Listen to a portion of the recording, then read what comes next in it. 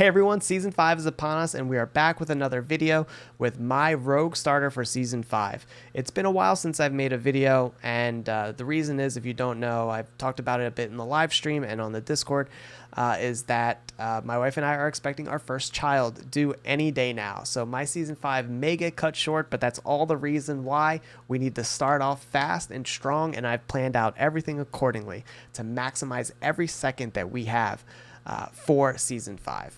And we're starting off with the Barrage build for this season. And what I really like about Barrage is that it opens up two options for endgame. You can either go right into a sort of, Andario's Poison Barrage build if you do find an Andario's, or you can pivot into the Rapid Fire build that I did last season. That's going to be even stronger this season.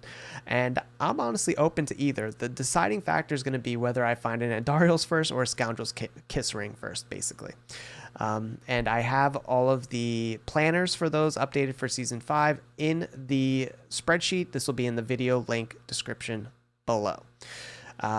In terms of what we're going to do to start the season, it's going to be very similar to the previous season. Hell Tides. The Profane Mind Cage this season, now you can stack and you get extra bonus experience up to 30 levels higher than whatever your current character level is.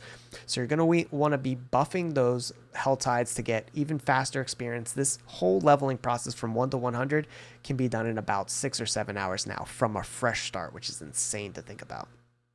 We've come so far. But the Barrage build, I really like it because it doesn't need those specific unique items to drop in order for it to be very strong. You can get away with just a lot of legendary affixes. So now whatever drops, and if we find an Andario's, then we can pivot into the Andario's build, or we can go and run the Rapid Fire build if a Scoundrel's Kiss Ring drops.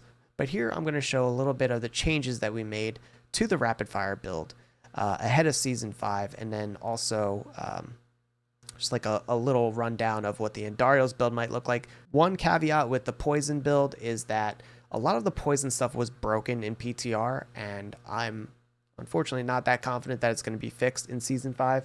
So while it looks on paper to be one of the strongest builds, it would require a couple bug fixes for it to really shine. So I'm hoping that it's all fixed and that it's going to really shred. But if not, the tried and true Rapid Fire is always going to be a great option. So here are the updates to the Rapid Fire build. So we've got the new Shaco, and we have Tyrael's Might, which is, I'm so happy that we're not going to have to farm for the Greater Affix Dark Shroud armors, because Tyrael's Might is going to give so much survivability, just baseline, that we're not even gonna have to worry anymore about the Dark Shroud ranks with this on. So it's a really good improvement. I feel like Uber Uniques are going to be easier to find than that Dark Shroud was, and with the changes to Season 5, it seems like Uber Uniques are going to be pretty readily available. So I do have them right here. You can look at some of my starter aspects if you want, placeholders until the end game builds and you get your Uber Uniques or Mythic Uniques.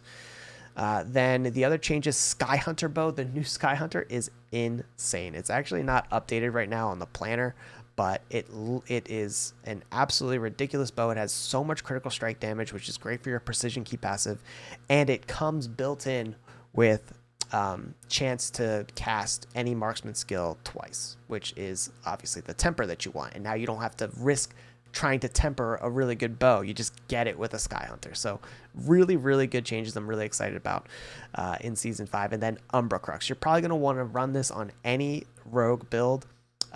What this does is essentially you are creating a totem next to whatever you're fighting, and it takes the damage that you're dealing as well, plus damage from any other mobs, and then replicates it to surrounding enemies, an AoE effect at 30% effectiveness. So it's just a really good damage boost and DPS boost, whether single target or AoE. Really good option here.